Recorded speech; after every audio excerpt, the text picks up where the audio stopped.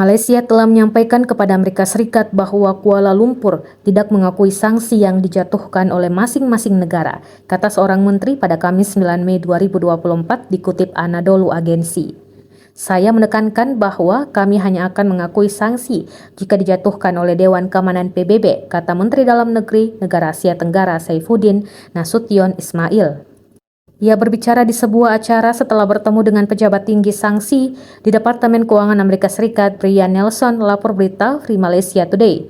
Delegasi Amerika Serikat menghormati sikap kami, kata Menko.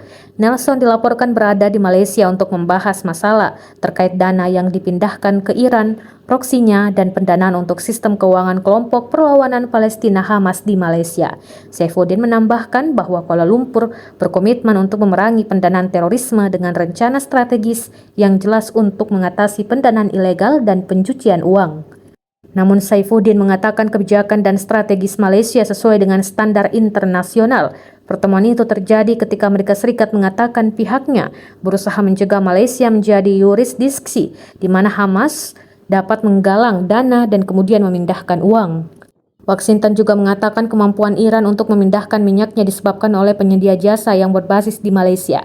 Namun menteri tersebut mengatakan pertemuannya dengan Nelson produktif dan bahwa Malaysia selalu terbuka untuk terlibat dengan Amerika.